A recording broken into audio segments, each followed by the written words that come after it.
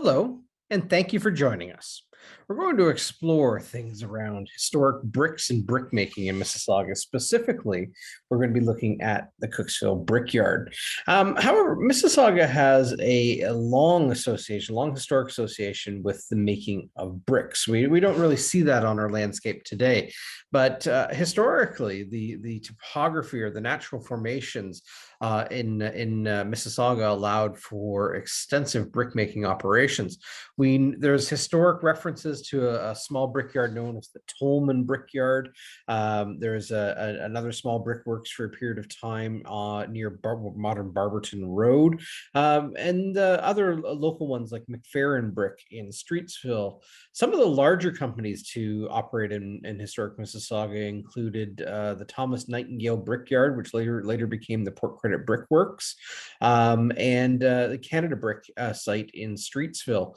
However, the largest entity that ran for the longest period of time was the Cooksville Brickyard. We've referred to it as the Cooksville Brickyard, but it had many names over its history between 1912 and 1995, and we will explore those. So again, Mississauga has a long connection with the making of bricks, again, largely because of the natural formations found on our landscape that provided the raw material for making bricks. Ideally, lots of clay and shale, something we had in abundance. So we're going to kind of step back in time and explore the story of the Cooksville Brickyard. So some refer to the brickyard as Cooksville's gold. The brickyard itself wasn't in the historic community of Cooksville directly, which Cooksville, of course, centered around the intersection of Dundas Street and Hurontario Street. However, nearby Cooksville, predominantly or generally focused around Mavis Road and Dundas Street, on the high bluff overlooking the historic shoreline of glacial Lake Iroquois, there was a massive deposit of glacial clay and shale. Over thousands of years, glacial deposits of dense clay and sandy till were mixed with the underlying shale, and where the brickyard would come to be developed was an area that was highly accessible, and the shale was close to the surface. And so this intersection around where Dundas Street West and Mavis Road meet provided a prime location for brick making. The Ontario National Brick Company first identified the site as having great potential for bricks in 1912, and they purchased a 200-acre farm at the northeast corner of Dundas Street and Mavis Road in the summer of 1912. And by December of 1912, the company began to build and excavate on the site, developing the property for brick manufacturing. So the production that was initially undertaken and was kind of the staple of the Cooksville Brickyard for many years was called the stiff mud system. And essentially what happens after the clay was extracted from the earth, it would be ground to a fine powder, mixed with water and granular shale, and then molded into blocks. The blocks were then dried in the sun before being taken by rail, and there's a small network of railway tracks and small kind of shunting engines, but they were taken by rail to the large kilns for baking. During the early years, all of the drying ovens and kilns were heated by coal, and horses were used in transportation for material. The horses were later replaced by natural gas and mechanical tip 40 carts and little shunting engines. And so this Cooksville Brickyard developed quite a network kind of internally of its own little railway system. But again, bricks were produced in a very simple system at the time, and it became quite a successful enterprise for the young Cooksville Brickyard, beginning again in 1912.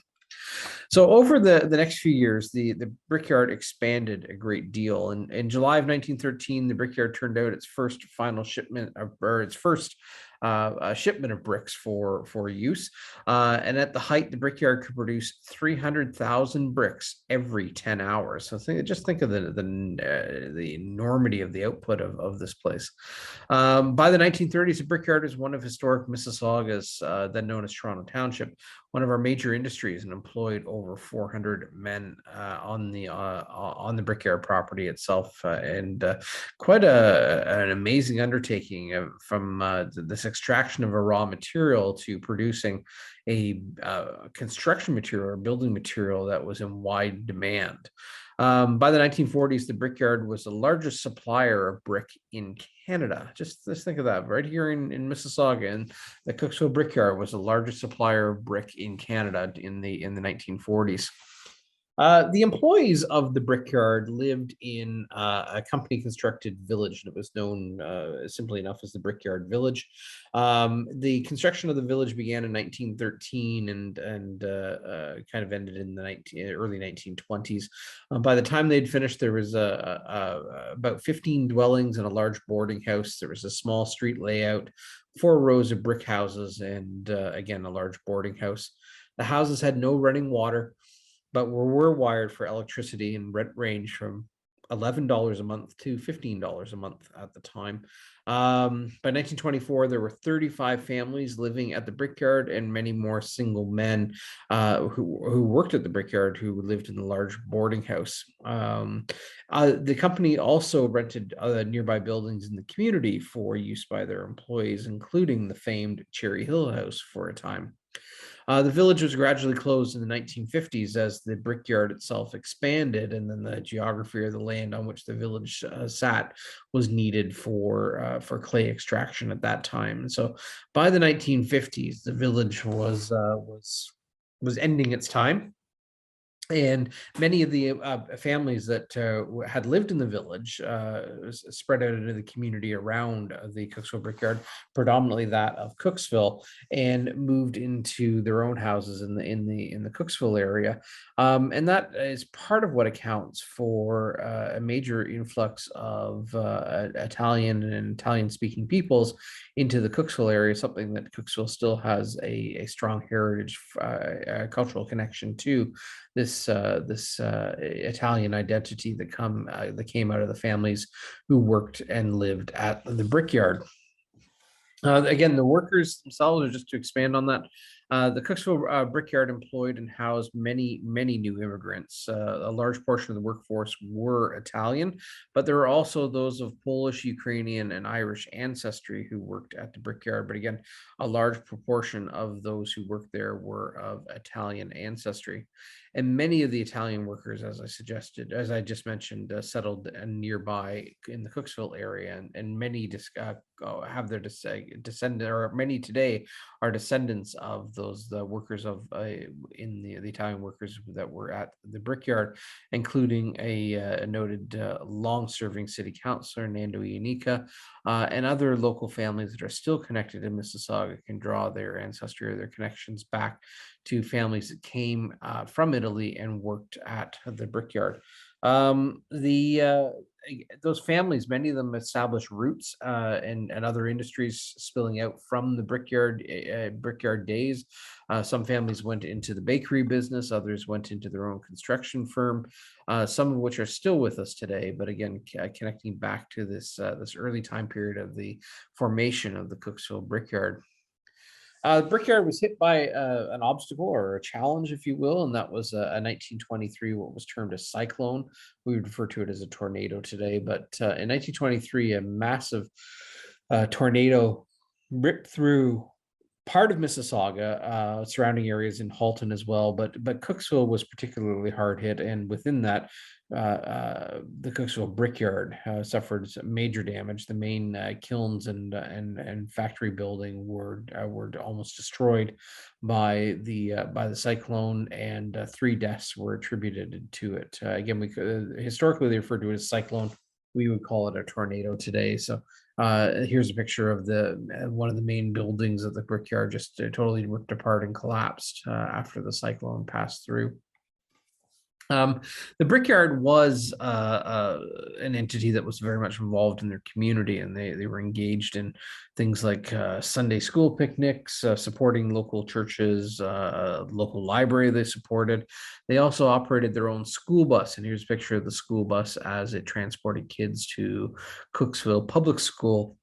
The school bus picture is taken in about 1927, and children who were living at the Brickyard Village site, again with their father presumably working at the Brickyard.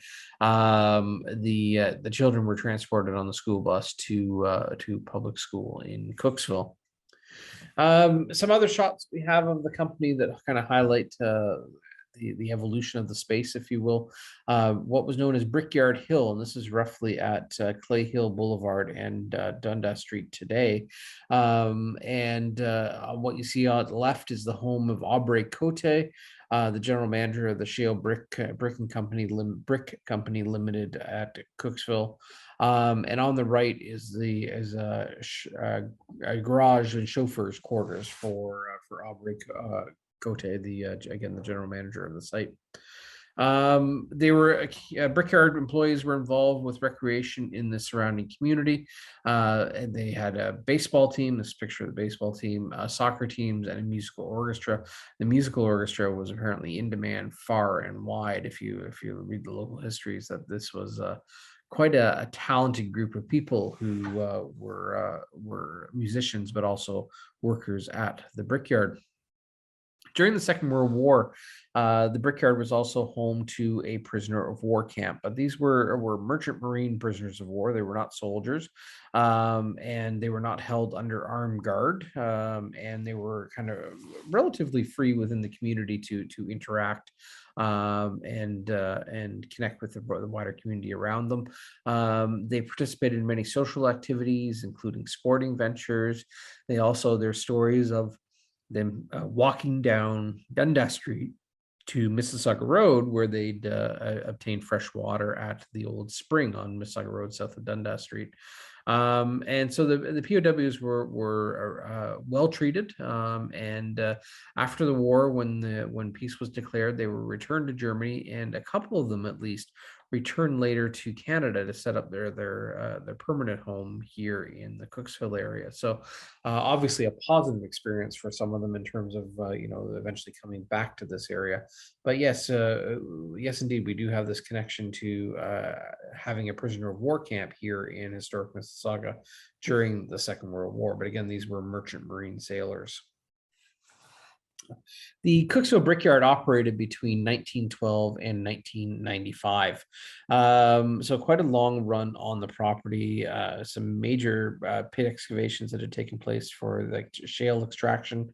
And over time, the company evolved and was purchased by other entities and renamed and sold and so on.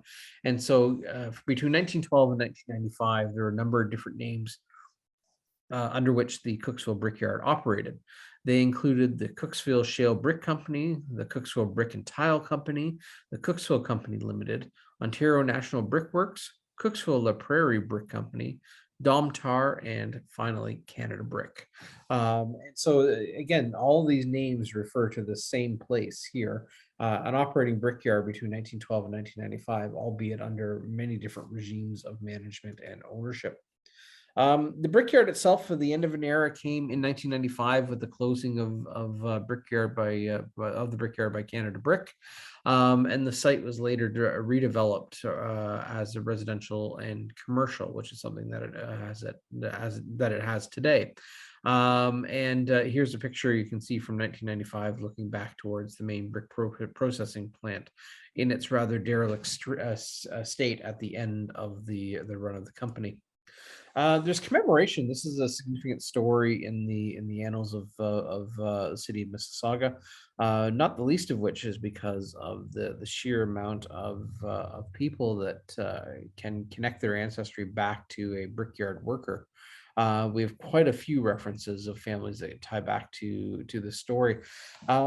There is a splash pad and public washroom facility at the park on Brickyard Park today, and on the wall of Brickyard Park you'll find 5 interpretive plaques, which um, create a timeline, if you will, or at least a biopic of sorts of the story of the Cooksville Brickyard, and those are for public view out on the wall of the public washroom building by Brickyard Park.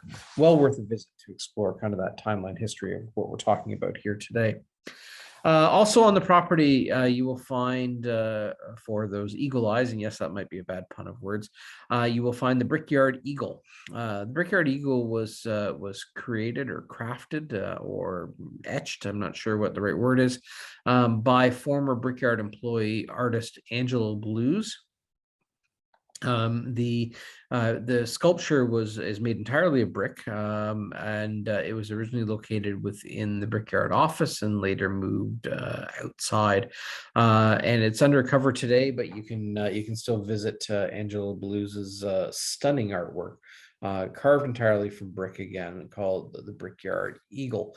The Eagle was preserved and installed in the Brickyard Park by the city of Mississauga. So kudos to those involved in preserving this fascinating part of our local history. Some pictures from the site. This is from 1922, showing the kind of the evolution of the site. You can already see that's 10 years after operation. It's already quite a bulging enterprise. This is from 1924, just a couple of years afterwards, where you can kind of see the overall view of the property at that point. It will, of course, over time continue to get bigger. You can just see off to the left there the pit extraction that's going on that side. But this was a brick manufactory, so they're probably under full swing of production at this point. You can see all the brick lined up here if you can follow the cursor, and those are the kiln operations here. You can see these facilities here, the kilns, and the big factory floor over here. So quite an extensive operation at the time. Again, at their height, over hundreds of employees, over 400 employees worked here, and so just an incredible undertaking. And there's a picture of it in its kind of final days, the main brick manufacturing facility, before it finally succumbs. But this is just before it is demolished, being demolished in 1995. So that is our brief look at the story of the Cooksville Brickyard. It is a fascinating story, and we've only scratched the surface. So we'd love to hear from you if you've got a family connection or memory to the Brickyard. Again, we're not dealing with ancient history here, and we'd really like to capture more of those stories, and yes, more of the imagery around living at the Brickyard and what life was like, and kind of what the community around them looked like. We'd certainly love to connect on that story. But there's also other resources for you to draw on. There's several books that talk about the Brickyard in passing. One is the Cooksville book by local artist, local author, the late Kathleen Hicks. One that's also fascinating to draw on is called The Talking Bricks of John Hallman, and this is by Gary Cairn. And it's kind of just a general background to brickwork and brick artistry, not specific to Mississauga or Cooksville, but I thought I'd share a fascinating short little read, The Talking Bricks of John Hallman by Gary Cairn. So again, lots to read, lots to learn about. I'd love to hear from you, love to see the pictures if you have any, love to find out about the families that work there. Putting some names to workers would be a delightful thing to do. And with that, I want to say thank you, and keep turning over the soil and finding the bricks. The Cooksville had provided more bricks than any other company in Canada for a period of time, and many of our local homes between kind of the 1930s and 1960s were built in a great percentage by brick from the Cooksville Brickyard. But anyway, on that, we'll say thank you and have a great rest of your weekend.